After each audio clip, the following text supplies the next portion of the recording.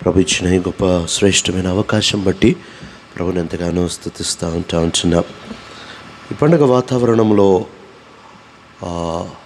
వాస్తవంగా దేవుని యొక్క వాక్యము చెంతకి ఏమి రావాలా, ఏమి చదవాలా, ఏంటి అంశము అని ప్రభు దగ్గర కనిపెడతా వచ్చినప్పుడు ప్రభు ఇస్తూ వచ్చిన తలంపు, పండుగలో ఆయన ఎక్కడని యూదులు వెతుకుతూ వచ్చారు. కాబట్టి ఈ శీర్షికపై ఈ యొక్క 2 దినాలు దేవుని యొక్క వాక్యాన్ని చూసుకుంటాం గనక ఈ 2 దినాలు కూడా దయచేసి ఈవినింగ్ మీటింగ్స్ రేపు కూడా ఒకటికోకుండా రావాల్సిందిగా మనవి చేస్తూ ఉంటున్నాం. వద్దాము యోహాను సువార్తకి. యోహాను సువార్త 7వ అధ్యాయము 11వ వచనము అందరం కూడా కలిసి బిగ్గరగా చదువుకుందాం. యోహాను సువార్త 7వ అధ్యాయము 11వ వచనము అందరం కూడా కలిసి బిగ్గరగా చదువుకుందాం. Now at the feast the Jews were watching for him and asking, where is the man? ప్రభు సహాయ నిమిత్తమై ప్రార్థన చేసుకుందాం. మా ప్రేమ కలిగిన తండ్రి, నమ్మదగిన దేవ, యేసు క్రీస్తు ప్రభుల వారి అద్భుతమైన ఆరాధనకి అర్హమైన శ్లాఘనీయమైన నామములో స్తుతిస్తూ ఉంటున్నాం. మా కొరకై నీవు తగ్గించుకుంటా వచ్చావు దేవా. ఈ యొక్క చివరి దినాల్లో బ్రతుకుతున్న మేము అనేక సార్లు నీ తగ్గింపుని సులకనిగా, నీ త్యాగాన్ని తుచ్చంగా ఎంచుతున్న వారం క్షమించండి దేవా.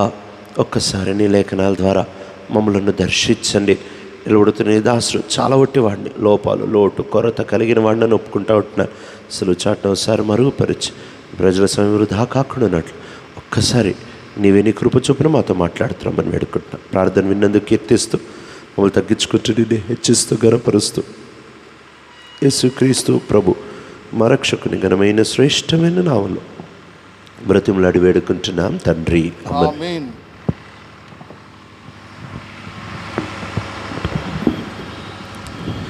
క్రిస్మస్ అనగానే ఇంటి పండగ, ఒంటి పండగ, పంటి పండగ, ఈ మూడిటిగా క్రిస్మస్ని ఆచరిస్తూ ఉంటున్న మనము వాస్తవంగా పండగని ఎలాగో ఆచరించాలి, ఇది ఈ సెషన్లో చూసుకోవడానికి ప్రయత్నం చేయాలి. లేక పండుగను ఎలాగ ఆచరించకూడదు అనేది ఈరోజు కూడికలో చూసుకోవడానికి ప్రయత్నం చేద్దాం. రేపటి దినాన్న నిజంగా పండగ ప్రభుని సంతోషపెట్టేటట్టు ఎలా ఆచరించగలవు, ఇది రేపటి దినం చూసుకోవడానికి ప్రయత్నం చేస్తూ ఉంటాం. ఈ యోహాను సువార్తని మనం చూస్తూ వచ్చినట్లయితే చాలా అద్భుతమైన సువార్త. ఈ సువార్తని 3 ముక్కలుగా చేస్తా రావచ్చు. మొదటి ముక్క మొదటి 11 అధ్యాయాలుగా చూస్తా రావచ్చు. ఆ తర్వాత 2వ ముక్క అక్కడి నుంచి చివరి ముక్క యేసుప్రభువారు పునరుద్ధానం అయిపోయిన తర్వాత, అక్కడ యేసుక్రీస్తు ప్రభువారి 30 సంవత్సరాల జీవితం అయిపోయిన తర్వాత ఆయన 3.5 సంవత్సరాల పరిచర్యని మాత్రమే యోహాను రాయడం మనం చూస్తా రావచ్చు. ఆరంభ అధ్యాయాలన్నీ కూడా ఆయన ఈ 3.5 సంవత్సరాల్లో ఏమేమి పరిచర్య చేశాడు ఆ విషయాలన్నీ మనం చూస్తా రావచ్చు.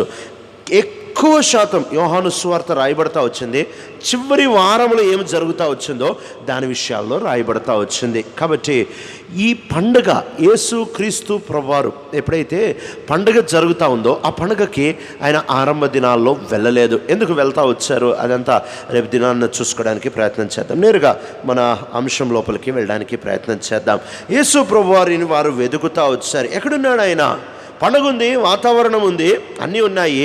ఈ వాతావరణాన్ని సూచించే విషయాలు అన్నీ ఉన్నాయి. కావలసినంత డబ్బులు ఉన్నాయి, సంబరాలు చేసుకుంటూ ఉంటున్నారు, అన్నీ బాగున్నాయి, సందడిగా ఉంది. కానీ కేంద్రమైన యేసు ప్రభువారు ఎక్కడ? Where is the man? Where is the man? యేసు క్రీస్తు ప్రభువారు అసలు వస్తాడా రాదా, అసలు ఈ పండుగలో ఆయన ఉన్నాడా లేదా అనే ఈ ప్రశ్నతో తల్లడిల్లిపోతూ ఉంటున్నారు. ఇదేదో కొత్త నిబంధనలో వచ్చిన ప్రశ్నే కాదు, పాత నిబంధన నుంచి కూడా వారి పండుగలు వైతొలిగిపోతూ వచ్చాయి. వారి పండుగలు అనేవి నెమ్మదిగా జారిపోయి తప్పుదోవ పడతా వచ్చాయి. అందుకని ఎంతో నష్టమును మనం చూస్తా రావచ్చు. యేసు క్రీస్తు ప్రభువారు రాక మునుపు 1000 సంవత్సరాల క్రితము దేవుడు పండుగల గురించి మాట్లాడు మాట్లాడుతా మలాకీ గ్రంథంలో చెప్తా ఉంటాడు, హోషియా గ్రంథంలో చెప్తా ఉంటాడు, ఎజెకియల్ గ్రంథంలో చెప్తా ఉంటాడు. వాళ్ళ పరిస్థితి చాలా అధ్వానంగా ఉంటా వచ్చింది. కారణం ఏంటంటే ప్రభుని మరుస్తూ వచ్చారు, వాళ్ళు ప్రభుని విడిచిపెడతా వచ్చారు. ఈ దినాల్లో వాక్యానికి దూరం అయిపోయిన పండగ, వాక్యాన్ని వదిలిపెడతా వచ్చిన దినముల్లో బ్రతుకుతూ ఉంటున్నాం. అందుకనే చాలామందికి అసలు క్రిస్మస్ ఆర్డర్ ఏంటి అనేది చాలామందికి చాలాసార్లు మనకు అర్థం కాదు. ఎందుకంటే వాక్యానికి మినహాయించి ఆచారాలు లేక పైవాళ్ళ నుంచి వస్తూ వచ్చిన కథలు ఇవే మనకి మూలాలైపోతూ వచ్చాయి, కానీ దేవుని యొక్క వాక్యము మనకు మూలంగా కనబడట్లేదు. ఉదాహరణకి చాలాసార్లు అనుకుంటూ ఉంటారు, ముగ్గురు జ్ఞానులు వస్తూ వచ్చారని. ముగ్గురు జ్ఞానులు ఎక్కడ వచ్చారని ఉంది, లేక ఇద్దరు వచ్చారని ఎక్కడుంది? దీనికి చాలా సులువైన జవాబు ఏం చెప్తారంటే 3 బహుమానాలు తెచ్చారు కాబట్టి ముగ్గురు జ్ఞానులు వచ్చారు. 5గురు కూడా 3 తేయొచ్చు, ఒక్కడు కూడా 3 తేయొచ్చు. ముగ్గురు ఎక్కడ లేదు. చాలాసార్లు మనం ఏమనుకుంటామంటే మొదట కాపర్లు వచ్చారు, ఆ తర్వాత ఈ జ్ఞానులు వచ్చారు, ఈ జ్ఞానులు కూడా పశువు పాకలో వచ్చారు. కాదు, జ్ఞానులు పశువుల పాకలోకి రాలేదు, జ్ఞానులు ఇంటి లోపలికి వస్తూ వచ్చారు. అప్పటికి యేసు ప్రభు వారికి ఇంచుమించు 2 సంవత్సరాల వయసు. ఆయన శిశువుగా ఉన్నప్పుడు జ్ఞానులు రాలేదు. వాళ్ళప్పుడు ఆయన పుట్టినప్పటి నుంచి నక్షత్రాన్ని చూసుకుంటా ప్రయాణము చేసి వెతుక్కుంటా వచ్చినప్పుడు అంత టైం అయిపోతూ వచ్చింది. వాళ్ళు ఇంటి లోపలికి వస్తూ వచ్చారు. వాళ్ళ ఇంటి లోపలికి వచ్చిన తర్వాత అక్కడ బైబిల్ ఖచ్చితంగా చెప్తా ఉంటున్న మాట, యేసు క్రీస్తు ప్రభువారు మరియ దగ్గర ఉన్నారు, మరియతో పాటు ఉంటారు. అయితే వాళ్ళు వచ్చి సాగిలపడింది వారికి కాదు, ఆయనకే. మరియకే మాత్రం ఆరాధన లేదు. వారు సాగిలబడింది యేసు ప్రభుల వారికి. ఆ తర్వాత సిమియోను వచ్చింది. సిమియోను వచ్చి యేసు క్రీస్తు ప్రభువారిని ఎత్తుకుంది 8వ రోజు అని అనుకుంటాం. కాదు, 8వ రోజు ఆయనకి సున్నత అయిపోతా వచ్చింది. సిమియోను ఎత్తుకుంటా వచ్చింది 40వ రోజు. ఎన్నోసార్లు ఇలాంటి చిన్న చిన్న విషయాల్లో తప్పిపోయే వారిగా ఉంటాం. యేసు ప్రభువు ఎక్కడ జన్మించారు అని అంటే యేసు ప్రభువు పశువుల పాకలో జన్మించారు. ఎక్కడుంది బైబిల్ గ్రంథంలో? లేదు.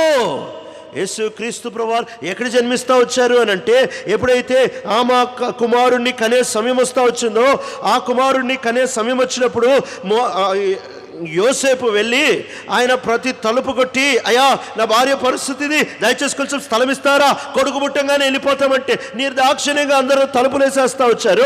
ఆ తర్వాత ఆయనకి కుమారుడు జన్మిస్తూ వచ్చారు. ఎక్కడ జన్మించాడు ఎవరికి తెలియదు, బైబిల్ స్పష్టంగా నిర్దిష్టంగా రాయబడి లేదు. ఆ కుమారుడు జన్మించిన తర్వాత పండుకోబెట్టడానికి, ఆయనని పెట్టడానికి సత్రములో స్థలము లేనందున, అంటే అప్పటికే జన్మించేశాడు. జన్మించిన తర్వాత ఆయన తీసుకొని వచ్చి పశువుల పాకలో పెడతా వచ్చారు. పశువుల పాకలో ఆయన జన్మించాడు. బైబిల్లో ఆధారాలు ఎక్కడ లేవు నాకు తెలిసి. ఈనాడు పండగ అని అంటే కేవలము ఇంటికి ఒంటికి పంటికి అనుకుంటా ఉంటున్నావా? కానే కాదు. ఈ పండుగని ఎలా ఆచరిస్తూ ఉంటున్నామో ప్రాముఖ్యమైన 3 పొరపాట్లు తూకిగా దేవుని యొక్క వాక్యం చూసుకోవడానికి ప్రయత్నం చేద్దాం. వాస్తవంగా చూస్తూ వచ్చినట్లయితే ఒకవేళ ఆలోచించండి, ఒక పిల్లోడు తన బర్త్డే చేసుకుంటూ ఉంటున్నాడు. ఒక పిల్లవాడు తన బర్త్డే ఎప్పుడైతే చేసుకుంటూ ఉంటున్నాడో ఆయన చాలామందిని బర్త్డే పార్టీకి పిలుస్తూ వచ్చాడు. బర్త్డే పార్టీకి ఎప్పుడైతే పిలుస్తూ వచ్చారో అందరూ కొత్త కొత్త బట్టలు తెచ్చుకుంటూ వచ్చారు. అందరూ చాలా పెద్ద పెద్ద కారుల్లో వస్తూ వచ్చారు. అందరూ అప్పులు చేసి మరి వాళ్ళ ఇంటికి సున్నం కొట్టుకుంటూ వచ్చారు. అందరూ చాలా డబ్బులు ఖర్చు పెట్టి ఇంట్లో భోజనం వండుకుంటూ వచ్చారు. కానీ ఆ పిల్లోడికే కొత్త బట్టలు లేవు, ఆ పిల్లోడు కోయడానికే కేక్ లేదు, ఆ పిల్లోడి ఇంటికే సున్నం లేదు. ఎటుంటుంది? ఆ పిల్లోడు ఏమంటాడు, మీకు అసలు బుద్ధి ఉందా? నా ఇంటికే సున్నం లేదు, నా బర్త్డే చెప్పుకొని మీ ఇంటికి సున్నం ఏంది? నాకే కొత్త బట్టలు లేవు, నా పేరు చెప్పుకొని నన్ను పొత్తిగుడ్డల్లో చుట్టారు. నేను పుట్టినప్పుడు సరైన బట్టలు లేక పొత్తిగుడ్డల్లో చుట్టారు. పుట్టినప్పుడు పొత్తిగుడ్డలతో చుట్టారు, చచ్చిపోయేటప్పుడు దిగంబరిగా చచ్చిపోయాడు. వాస్తవంగా ఈ లోకంలో ఎవరన్నా పుట్టేటప్పుడు దిగంబరిగా పుడతారు, చచ్చిపోయేటప్పుడు బట్టలుండి చచ్చిపోతారు. అయితే యేసుక్రీస్తు ప్రభువారు పుట్టేటప్పుడు దిగంబరిగానే పుట్టాడు, చచ్చిపోయేటప్పుడు కూడా దిగంబరిగానే చచ్చిపోయాడు. ఆయన తిరిగి లేచినప్పుడు కూడా ఈ భౌతికమైన బట్టలన్నీ ఇక్కడే వదిలిపెట్టి నూలు పోగు ఆయన మీద లేకుండా మహిమా వస్త్రములతో లేస్తా వచ్చాడు. ఎందుకు అనంటే యేసు ప్రభువారికి ముందే తెలుసు మన ప్రాబ్లం ఏంటంటే ఆయన పుట్టినప్పుడు దిగంబరిగా పుట్టాడు, ఆయన చనిపోయేటప్పుడు దిగంబరిగా చనిపోయాడు. ఈ సత్యం మనకి ఎరిగినప్పటికీ పండగ అనగానే రంగు రంగులు ఒంటి మీద తాండవాడుతూ ఉంటేనే. యేసయ్యకే సరైన బట్టలు లేనప్పుడు ఆయన పేరు చెప్పుకొని నువ్వు కొత్త బట్టలు, ఆయన బర్త్డే కొనుక్కోవడము, ఇదంతా అంత క్లోజా నీకు? ఆయన పేరు చెప్పుకొని నీటికి సులువు, అంత క్లోజా? ఆయన బర్త్డేకి నువ్వు కేక్ కట్ చేస్తావు, అంత క్లోజా నీకు? ఆయన ఎవరో సరిగ్గా తెలియదు, ఆయన గురించి ఒక పేపర్ ఇచ్చి రాయరా 3 ముక్కలు అంటే పెన్ను కదలదు. ఆయన బర్త్డేకి నువ్వు ఇంత సంబరంగా రంగ వైభవంగా చేయడం అవసరమా? అంత క్లోజా? క్లోజ్ అయితే చేసుకో. యేసుక్రీస్తు ప్రభువారు ఆయనకి లేనిది ఆయన పుట్టిన దినాన్న ఆయన కోసం నువ్వు చేయడం. మెట్టుకుంకో మాటలా చెప్పాలంటే, మాకు పండగలు లేవు ప్రభా, మాకు చాలా ఆశలు ఉన్నాయి లోపల, ఈ ఆశలన్నీ తీర్చుకోవాలంటే ఏం చేయాలో అర్థం కావట్లే. అందుకని నువ్వు ఫీల్ అవ్వద్దు, నీ బర్త్డే పేరు చెప్పుకొని నా హృదయంలో కోరికలన్నీ తీర్చేసుకుంటా. ఇది మన కాన్సెప్ట్. మన గుండెలో ఉంటున్న కోరికల్ని మనం తీర్చుకోవడానికి నువ్వు పుట్టినరోజు కారణం ప్రభా, నువ్వు ఫీల్ అవ్వద్దు అని ఆయన పక్కన పడేసి మన వంతు మనము పూర్తిగా పాడైపోతూ ఉంటున్నాం. పండుగను ఆచరిస్తూ ఉంటున్న మొదటి విధానం హోషేయ గ్రంథము 5వ అధ్యాయము. హోషేయ గ్రంథము 5వ అధ్యాయము 7వ వచనము చదువున. యెహోవాకు విశ్వాసఘాతకులై, అన్నమాట బాగా గమనించండి, యెహోవాకు విశ్వాసఘాతకులై వారు అన్యులైన పిల్లలను కనిరి. ఇంకొక నెల అయిన తర్వాత వారు వారి స్వాస్థ్యములతో కూడా లయమగుదురు. అన్నమాట పూర్తిగా తప్పుతా వచ్చింది తెలుగులో, ఇంగ్లీష్లో చదువుతా ఉంటున్నాను. They are unfaithful to the Lord, they give birth to illegitimate children. Now their new moon festivals will devour them and their fields. అచ్చంగా తర్జుమా చేస్తే ఏమొస్తుందంటే, వారి పండగలు వారిని భక్షించి వారి పొలములను ఖాళీ చేస్తాయి. అచ్చంగా తర్జుమా చేస్తే, అన్నమాట తర్జుమాలో తప్పుతా వచ్చింది. ఇంగ్లీష్ నుంచి అచ్చంగా తర్జుమా చేస్తే వచ్చే అర్థం, ఆ రెండో భాగం యొక్క అర్థం ఏంటంటే, వారి పండగలు వారిని భక్షించి వారి పొలములను ఖాళీ చేస్తాయి. ఇది మొట్టమొదటిది. ఈ దినంలో ప్రభుని విడిచిన మనము ప్రభుకి రావాల్సిన మహిమని నెమ్మదిగా పండగకి ఇచ్చేస్తూ ఉంటున్నాము. అందుకనే అక్షయుని మహిమని క్షయమైన వాటికి మనం మార్పిడి చేస్తూ ఉంటున్నాము. ప్రభుని వదిలిపెట్టి, ఆ ప్రభుకి రావాల్సిన ఆరాధనను వదిలిపెట్టి, ప్రభుకి రావాల్సిన మర్యాదను వదిలిపెట్టి అది తీసుకొని వచ్చి కేవలం క్షయమైపోయే వాటి కొరకే మనము పూర్తిగా అంకితం చేసేస్తూ ఉంటున్నాం. ఈ పండగ ఏం చేస్తూ ఉందంటే, ఈ పండగ నిన్ను భక్షిస్తూ ఉంది. ఒకసారి ఆలోచించు. ఈ పండగ తీసుకొని వచ్చే నష్టం ఒకసారి ఆలోచించు. నువ్వెంతో కష్టపడి కూడబెట్టిన డబ్బులన్నీ ఈ పండగ కాజేస్తుంది.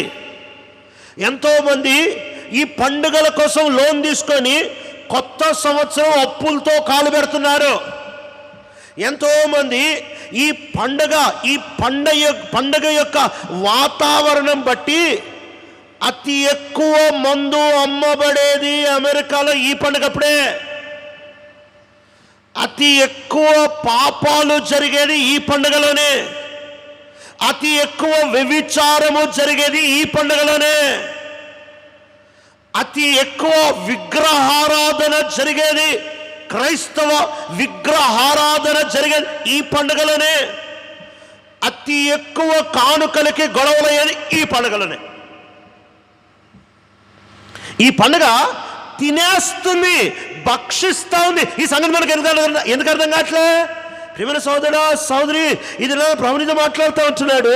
పండుగ భక్షిస్తా. ఎందుకు పండుగ భక్షిస్తా ఉంది అని అంటే, ఆ పండుగలో కేంద్రం మారుతా వచ్చింది. ప్రభు కేంద్రీకృతమైన పండుగ తీసుకొని వెళ్ళిపోయి ప్రభుని తీసేసాము. ఓ రాజు ఉన్నాడంట. ఆ రాజు దినాన్న తన రాజభవంతి చుట్టూ సైనికులందరూ వాళ్ళ పనులు చేస్తున్నారా లేదా చూద్దామని వచ్చాడు. వచ్చి అలా సంచరిస్తూ ఉంటున్నప్పుడు అందరూ సైనికులు, ఒకడు ద్వారం దగ్గర నిలబడున్నాడు, ఒకడు బయట గుమ్మం దగ్గర నిలబడున్నాడు. ఒక్కొక్కరి దగ్గర వాళ్ళ డ్యూటీలు చేసుకుంటూ ఉంటున్నారు. అక్కడ ఓ సైనికుడు ఉన్నాడు. ఆ సైనికుడి దగ్గరికి వచ్చి చూస్తే ఆ సైనికుడు కరెక్ట్గా రాణి యొక్క కిటికీ ఎక్కడ ఉందో ఆ రాణి యొక్క కిటికీ బయట నిలబడుండి ప్రతి 5 నిమిషాలు పోయి లోపల తొంగుతున్నాడు, బయటకు వచ్చి మళ్ళీ నిలబడతా ఉంటున్నాడు. మళ్ళీ 5 నిమిషాలు పోతున్నాడు, రాణి కిటికీ లోపలికి తొంగుతున్నాడు, చూస్తున్నాడు, మళ్ళీ వచ్చి నిలబడుతున్నాడు. రాజు చూసి చాలా కోపం వచ్చి వాడి దగ్గరికి వెళ్ళి, నిన్నెవడరా ఇక్కడ పెట్టింది, ఏం చేస్తున్నారా నువ్వు, రాణి కిటికీ లోపల నుంచి చూస్తూ ఉంటున్నావు. సార్ నేను డ్యూటీ చేస్తున్నాను సార్. ఏంట్రా డ్యూటీ, రాణి కిటికీ లోపల చూడటం ఏంట్రా డ్యూటీ నీది? నాకు తెలియదు సార్, నా పైన నన్ను ఇక్కడ పెట్టారు. ఉడ్రా పైనోడు పిలిపించారు. ఆ పైన ఉంటా ఉంటున్నా తనని పోస్ట్ చేస్తూ వచ్చిన ఆఫీసర్ని పిలుస్తూ వచ్చారు.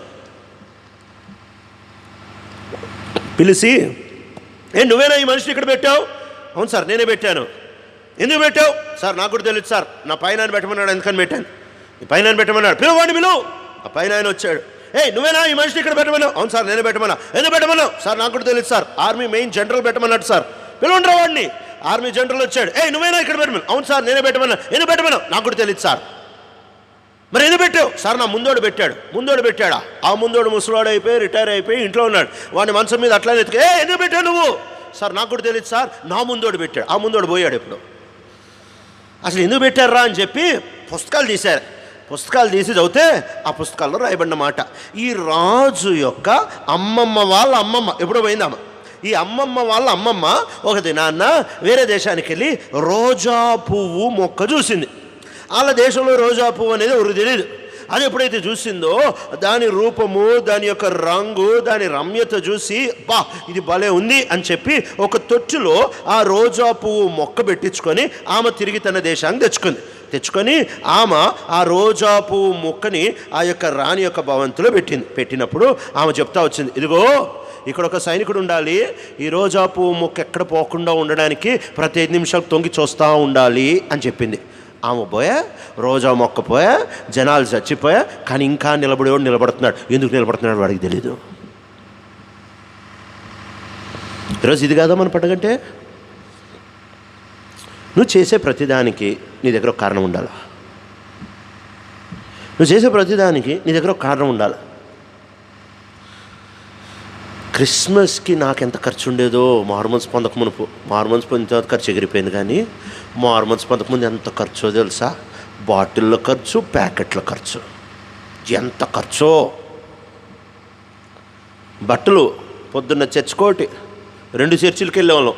పొద్దున్న చర్చుకోటి, సాయంకాలం చర్చుకోటి, మధ్యాహ్నం 3 రకాల పార్టీలు, 3 బట్టలు.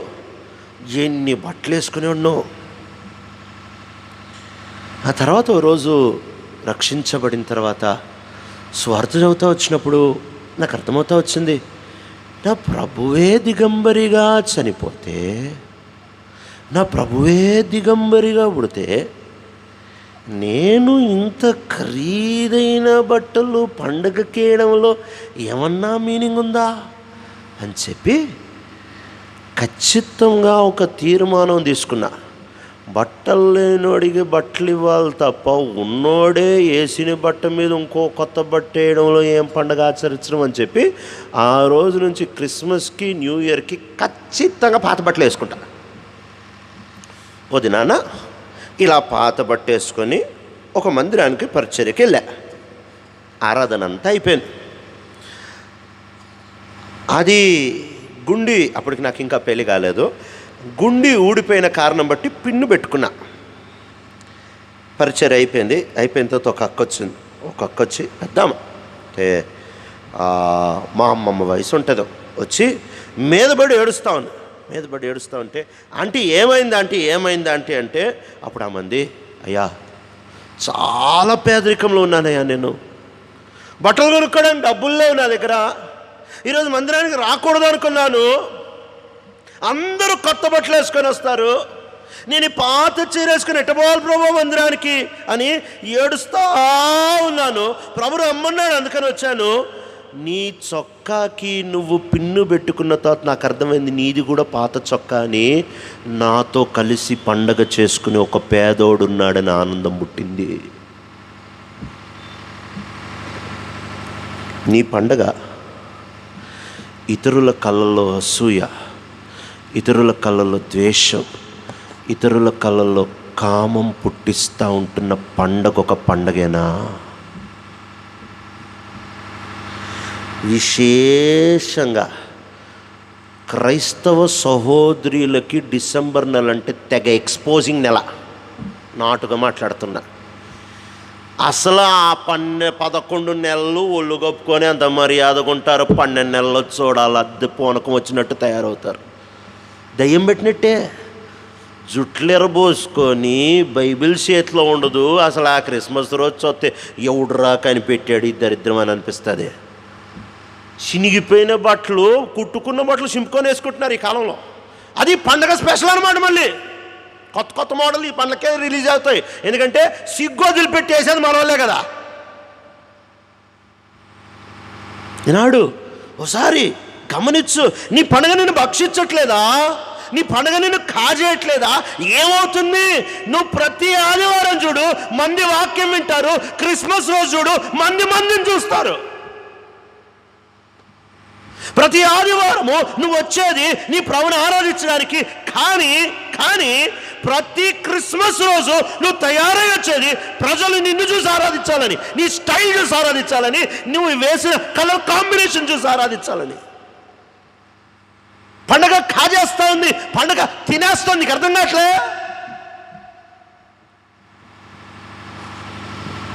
టైంకి క్రిస్మస్కి ఎవడు రాడు. కూర్చుని నువ్వు కూడా బావు. మా దగ్గర ఆదివారం ఖచ్చితంగా 10 గంటలకు ఆరాధన అంటే మేము మా ఊరిలో, అంటే మా ఊరు సంగతి చెప్తున్నా, మా ఊరిలో మినిట్స్ హ్యాండ్ ఫాలో అవ్వము, సెకండ్స్ హ్యాండ్ ఫాలో అవుతాం. కరెక్ట్గా 10 అంటే పెద్దముళ్ళు 10 మీదకి వచ్చినప్పుడు కాదు, సెకండ్స్ హ్యాండ్ 12 మీదకి రాగానే ప్రార్థన స్టార్ట్ చేస్తా. అది కూడా ఎప్పుడు స్టార్ట్ చేస్తా తెలుసా? మెయిన్ గేట్కి తాళం వేసి ఆ తర్వాత 10 గంటలకు ప్రార్థన చేస్తాను. నేను లేటు వచ్చినాడు అటే ఇంటికి, మందిరంలోకి రానివ్వను వాడిని, వాడు అటే. ఇంత స్ట్రిక్ట్గా ఉంటున్న మా మందిరంలోనే క్రిస్మస్కి సగం మంది కూడా రారు. ఎందుకు?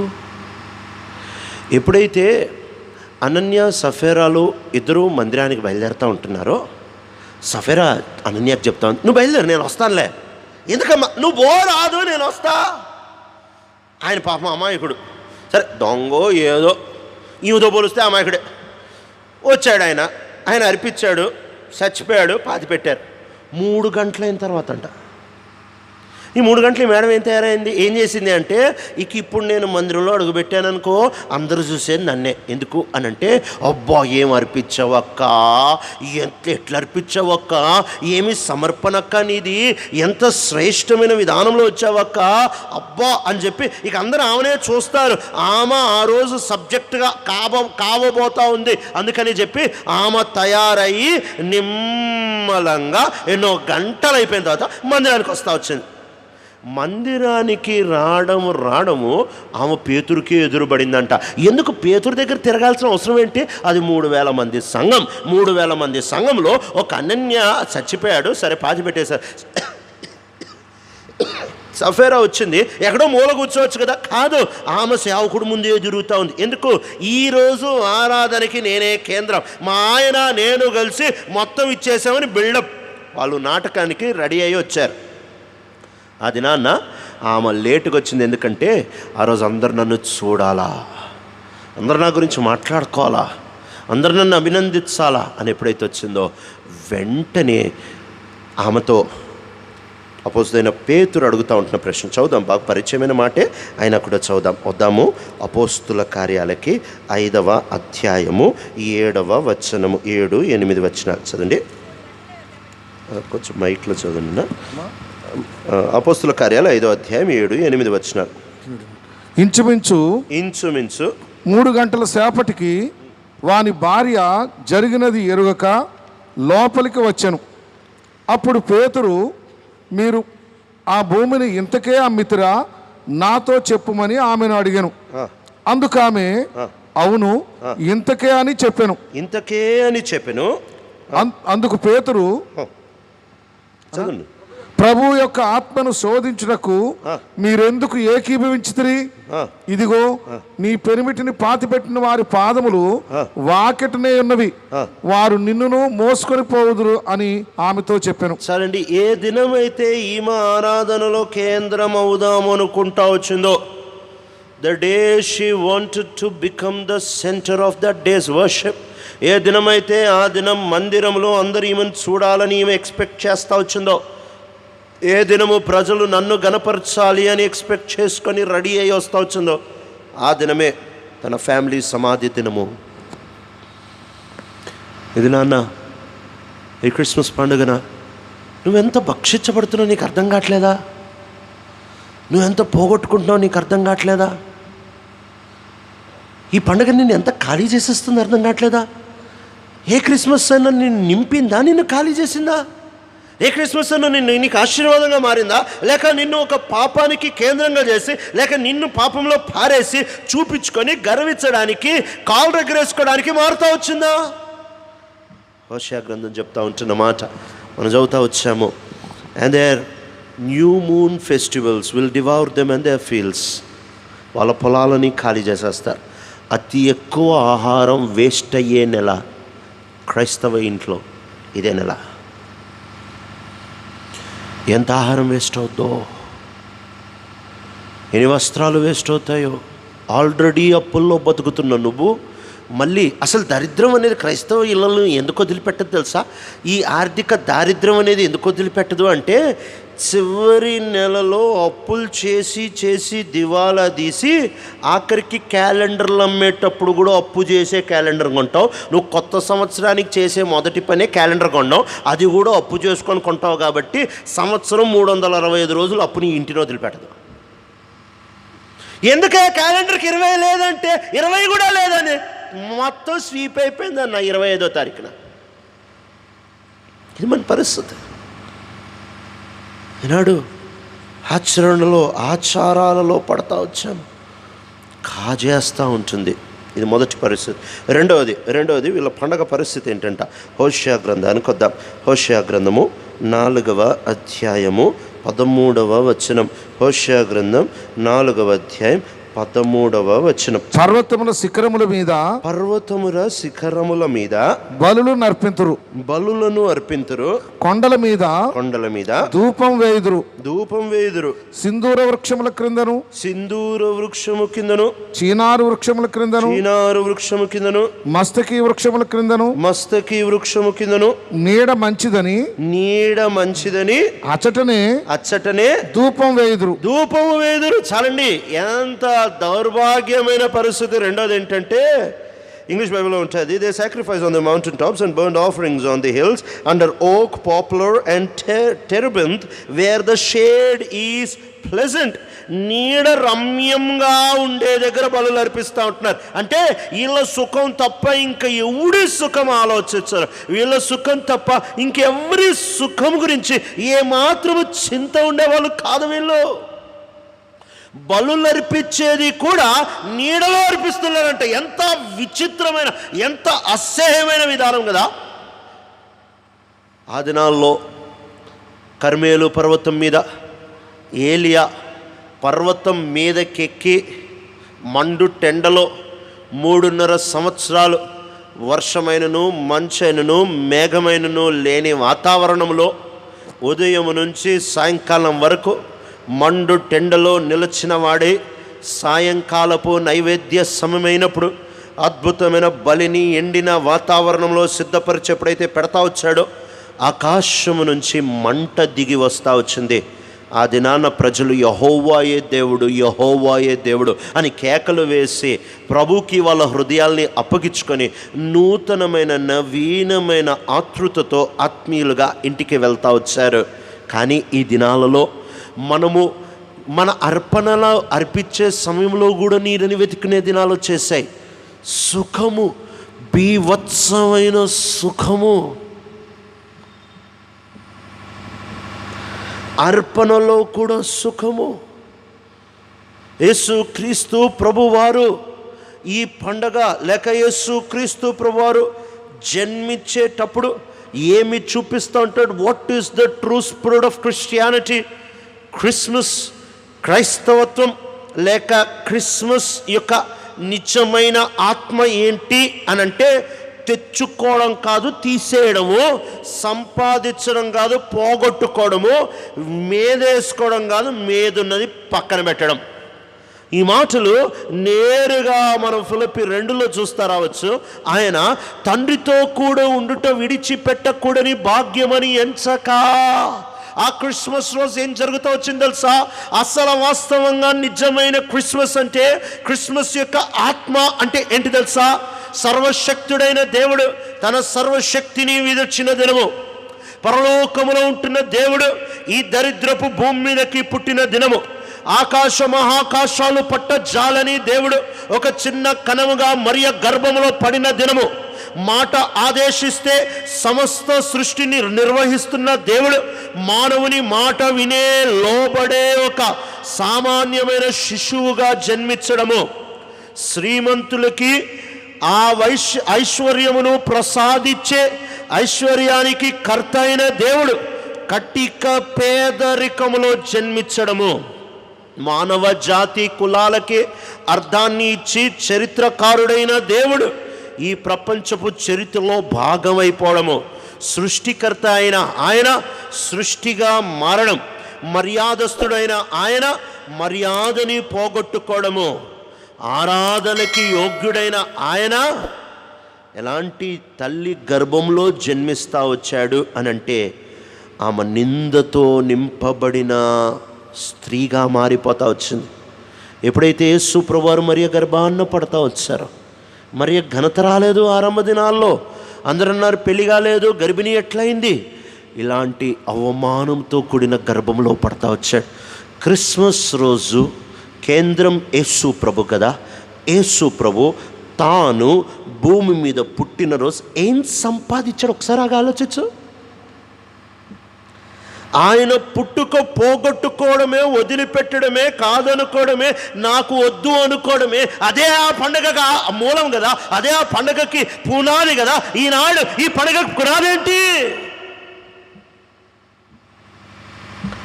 తెచ్చుకోవడం, వేసుకోవడం కాదు, పోగొట్టుకోవడం, ఇచ్చేయడం, పంచుకోవడం. మహిమా వస్త్రం కలిగిన ఆ దేవుడు దిగంబరిగా,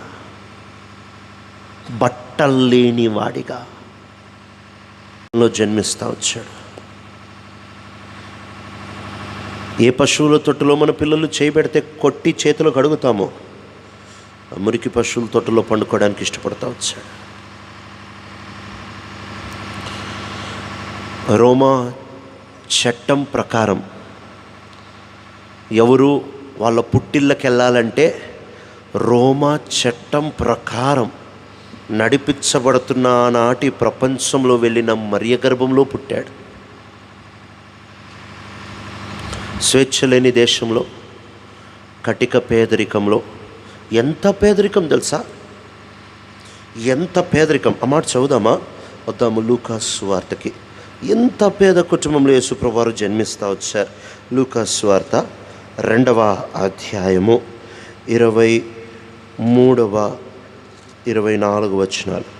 లూకా సువార్త 2వ అధ్యాయం 24 వచనం ఒకటి చదవండి సార్. ప్రతి తొలిచూరు మగపిల్ల ప్రభువుకు ప్రతిష్ట చేయబడవలను అని ప్రభువు ధర్మశాస్త్రమునందు వ్రాయబడినట్టు ఆయనను ప్రభువుకు ప్రతిష్ఠించుటకును ప్రభు ధర్మశాస్త్రమందు చెప్పబడినట్లు గువ్వల జతనైనను గువ్వల జతనైనను 2 పావురపు పిల్లలనైనను 2 పావురపు పిల్లలనైనను బలిగా సమర్పించుటకును వారు ఆయనను యెరూషలేమునకు తీసుకొని వచ్చారు. ఎందుకు వచ్చారు అని అంటే గువ్వల జత లేక పావురాల జతని ఇవ్వడానికి తీసుకొని వచ్చారు. ఈ గువ్వలు పావురాలు అసలు ఎవరివ్వాలి? లేవి కాండము 12వ అధ్యాయము 8వ వచనం. లేవియ కాండము 12వ అధ్యాయము 8వ వచనము అండి. ఆమె గొర్రె పిల్లను తేజాలని ఎడల చాలండి. ఆమె 2 తెల్ల ఈ ఊరు గువ్వల్ని పావురాల్ని తెచ్చేవాళ్ళంటే ఆమె గొర్రె పిల్లను తేజాలని ఎడల. ఇంగ్లీష్ బైబిల్లో if she cannot afford a lamb, ఒకవేళ ఒక గొర్రె పిల్ల కొనడానికి ఆ కుటుంబం దగ్గర డబ్బులు లేకపోతే, ఆ తండ్రి దగ్గర తల్లి దగ్గర వాళ్ళ దగ్గర ఒక గొర్రె పిల్లని కొనడానికి డబ్బులు స్తోమత లేక పేదరికంలో కటిక పేదరికంలో బ్రతుకుతూ ఉంటే అప్పుడు వాళ్ళు గువ్వలను తీసుకొని రావాలా? యేసు క్రీస్తు ప్రభు ఎంత పేద కుటుంబంలో పుట్టాడంటే వాళ్ళు పుట్టిన యేసు ప్రభు వారికి యేసయ్య పుట్టాడు. యేసయ్య పుడితే గొర్రె పిల్ల కొనుక్కోవడానికి వాళ్ళ దగ్గర డబ్బులు లేవు. నిజంగా యేసయ్య పుట్టినప్పుడే యేసయ్య యొక్క తల్లిదండ్రులకే గొర్రె పిల్లని కొనడానికి డబ్బులు లేవు. ఈనాడు క్రిస్మస్లో ఎన్ని మూగజీవులు బలైపోతాయో, ఎన్ని మేకలు ఎత్తిపోతాయో, ఎన్ని కోళ్ళ మెడలు దిగుతాయో, ఎన్ని చేపలు చచ్చిపోతాయో. అసలు యేసయ్య పుట్టినప్పుడు ఒక గొర్రె పిల్ల కొనడానికి డబ్బులు లేవంట. ఎక్కడి నుంచి ఎక్కడికి వచ్చేస్తా ఉంటున్నాం? సుఖము. ఆఖరికి బలర్పించేటప్పుడు కూడా సుఖము. ఎంత అధ్వానం కదా! బలర్పించేటప్పుడు కూడా సుఖము. నీ ప్రభు నీ కోసం దిగొచ్చాడు, నీ ప్రభు నీ కోసం అర్పించుకున్నాడు, నీ ప్రభు నీ కోసం పోగొట్టుకున్నాడు. ఆయన పోగొట్టుకున్న ఆయనని నువ్వు స్వీకరించే దానికి బదులు పూర్తిగా రివర్స్. ఆయన క్రిస్మస్ అంటే పోగొట్టుకోవడం, క్రిస్మస్ అంటే మనకి పొదిగించుకోవడం, క్రిస్మస్ అంటే వదులుకోవడం, మనం క్రిస్మస్ అంటే చూపించుకోవడం, క్రిస్మస్ అంటే ఉన్నది కాదనడం, క్రిస్మస్ అంటే లేనిది మనదనడం, క్రిస్మస్ అంటే ఆహారానికి దిక్కులేక ఉండడము, క్రిస్మస్ అంటే ఆహారం ఎక్కువై చెత్తబుట్లో పారేయడం మనకి, క్రిస్మస్ అంటే పొత్తి గుడ్డలతో చుట్టి పెట్టడం, క్రిస్మస్ అంటే 3 పూటలు 3 బట్టలు మార్చడం మనకి. క్రిస్మస్ అంటే సత్రంలో స్థలము లేకుండడం, క్రిస్మస్ అంటే మన 3 బెడ్రూమ్కి పెయింట్ కొట్టి అన్నిట్లో ఏసీలు కూర్చోబెట్టాం. క్రిస్మస్ అంటే గాడిదెక్కి తిరగడం యేసుప్రభు వారికి. మనకి క్రిస్మస్ అంటే కొత్త కారు కొనడం. క్రిస్మస్ అంటే అపాయాల గుండా ప్రయాణము చేయడం యేసుప్రభు వారికి. మనకి క్రిస్మస్ అంటే సుఖమైన ఇన్సూరెన్స్లో తూలి ఆడడము.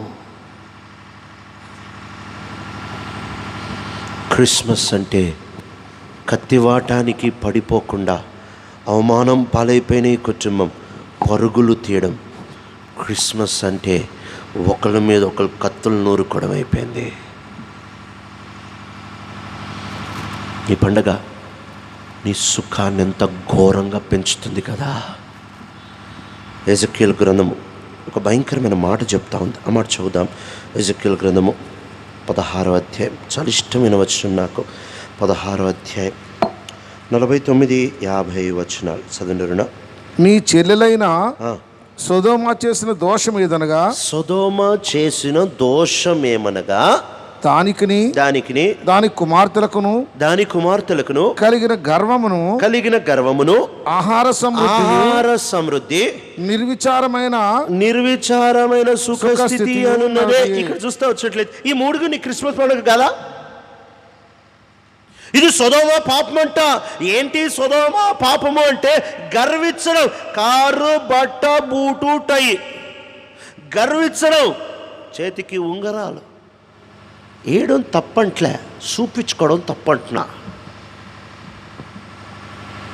చూపించుకోవడం. ఇది సొదొమ పాపం. నువ్వు వేరే రోజు చేస్తావో లేదో కానీ 25వ తారీఖు ఖచ్చితంగా చేస్తావు. ఇది సొదొమ పాపం.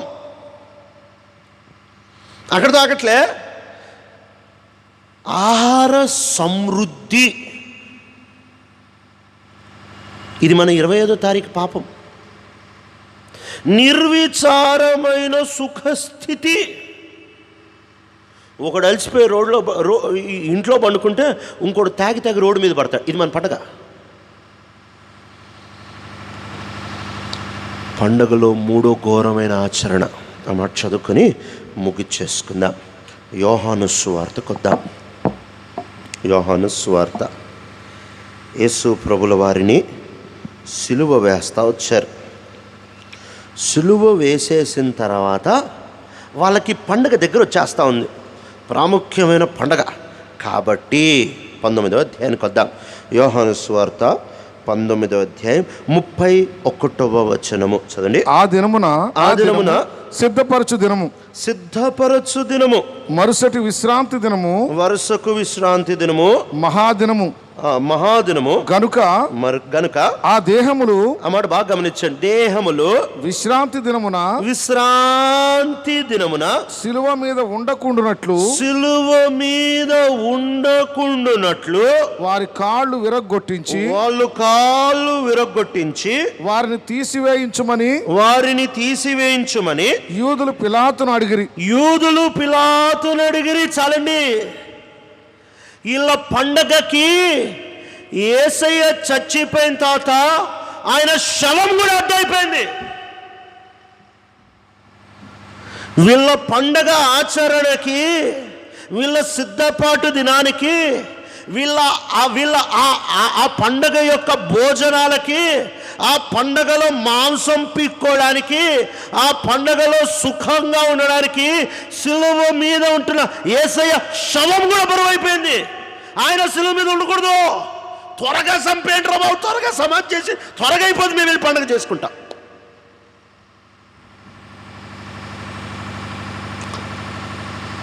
క్రిస్మస్ రోజు ఒక బోధకుడు సక్సెస్ కావాలి అంటే 5 లేక 10 నిమిషాల కంటే ఎక్కువ వర్తమానం చెప్పకూడదు.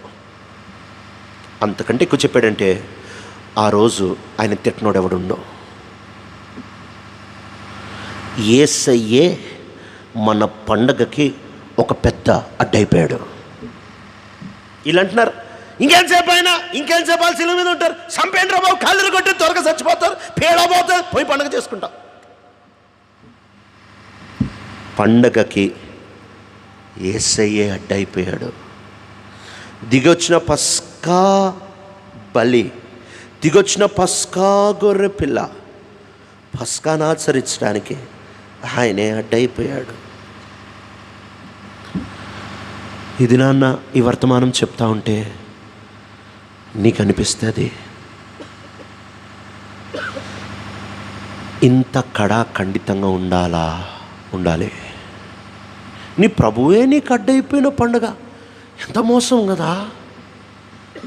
ఒక సాహుకారు కుటుంబము, బాగా డబ్బున్న తల్లిదండ్రులు, ఇంటి నిండా అన్నీ ఉన్నాయి ఈ భార్యాభర్తలకి, కానీ ఇంట్లో కొరత ఏంటంటే సంతానము లేదు. చాలా ట్రీట్మెంట్లు తీసుకున్నారు, ప్రయాసలు పడ్డారు, లక్షలు ఖర్చు పెట్టారు. చివరికి దేవుని యొక్క మహాకనికరంను బట్టి వాళ్ళ ఒడిలో ఒక చక్కటి కుమారుడు జన్మిస్తూ వచ్చాడు. ఆ కుమారుడు ఎప్పుడైతే జన్మిస్తూ వచ్చాడో, ఆ కుమారుడు జన్మించిన ఆ సందర్భాన 1 year బర్త్డే చేస్తూ ఉంటున్నారు. తన దగ్గర ఉంటున్న డబ్బంతా ఖర్చు చేసే విధానంలో ప్రిపరేషన్లు అన్నీ చేశారు. పెద్ద భవంతి కట్టించాడు ఈ పిల్లవాడి కోసం. కట్టించి ఈ పిల్లవాడి కోసము చాలా ఏర్పాట్లు చేసి తెలిసిన ప్రతి ఒక్కడిని పిలిచి వీధిలో, వాడలో, ఊరిలో ఉంటున్న ప్రతి ఒక్కరికి విందు తయారు చేశారు. అందరూ వచ్చారు. పెద్దోళ్ళు వచ్చారు, కార్లు ఆగాయి, బయట చాలా సంబరంగా ఉంది, లైట్లు వేశారు, షామియానాలు వేశారు. ఒక పక్కన డేక్షాల్లో మాంసం ఉడుకుతూ ఉంది, తినేవాడు తింటున్నాడు, ఆర్కెస్ట్రా పార్టీ వాళ్ళు వాయిస్తూ ఉంటున్నారు. అసలు ఆ వైభవం మామూలుగా లేదు. ఇంటి గడప దగ్గర ఈ భార్యాభర్తలు ఇద్దరు నిలబడ్డారు.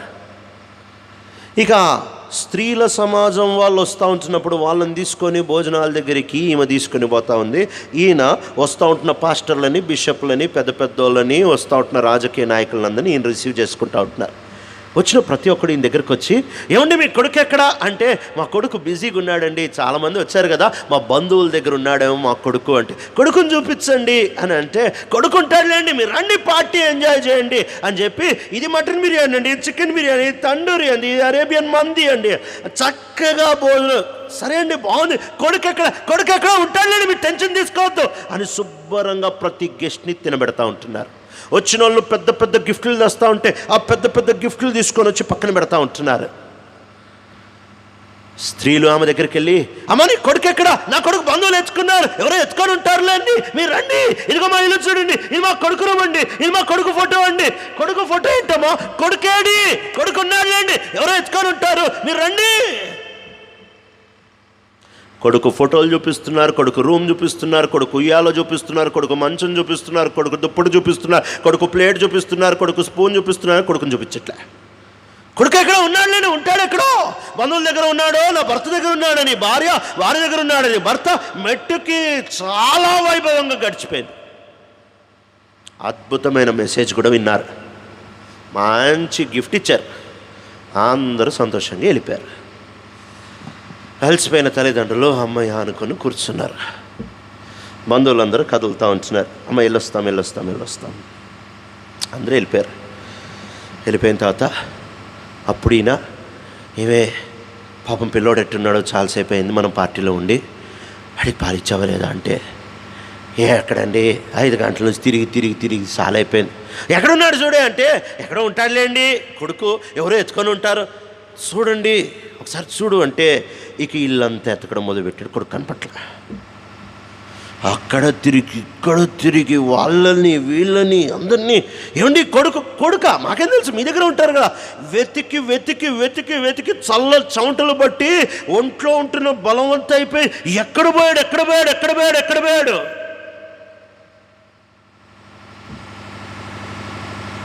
అంత లోపల ఒకరు వచ్చి అన్నారు, ఏమండి మీకు అందరూ పెద్ద పెద్దోళ్ళు వచ్చారు, ఏమేమి గిఫ్ట్లు ఇచ్చారో. అరే అవును కదా, కొడుకు ఎక్కడ పోతాడు, ఎవరో ఒకరి దగ్గర ఉంటా, గిఫ్ట్లు ఓపెన్ చేద్దాం, కొడుకు ఉంటాడులే, ఎవరో ఒకరి దగ్గర ఉంటాడు, ఎవరో బయటకు తీసుకెళ్ళి ఉంటారు, తెచ్చేస్తారేమో, గిఫ్ట్లు వచ్చాయి కదా, ఏమేమి వచ్చాయో చూద్దాం అని చెప్పి పెద్ద పెద్ద గిఫ్ట్లు అన్నీ తీయడం మొదలు పెడతా వచ్చారు. ఖరీదైన గిఫ్ట్లు, బంగారపు గిఫ్ట్లు, బొమ్మ ఆటలు, ఏవేవో ఆటలు, అలా అన్నీ తీస్తూ ఉంటుండగా చివరి గిఫ్ట్ పెద్ద బాక్స్ మిగిలింది. అమ్మా లాస్ట్ గిఫ్ట్ దగ్గరకు వచ్చేసాం అని చెప్పి ఆ బాక్స్ ఎత్తేటప్పటికి దాని కింద కొడుకు గిఫ్ట్ల బరువుకి చచ్చిపోయి ఉన్నాడు. అది చూసి అమ్మా నాన్న గోరని ఏడ్చారు. ఏళ్ళలో అందరూ పరిగెత్తుకుంటే, ఏమైంది, ఆ కొడుకు చచ్చిపోయాడు.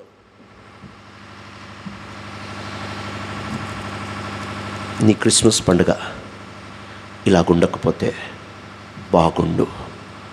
పండుగలో ఆయన ఎత్తుకో, ప్రార్థన చేసుకుందాం.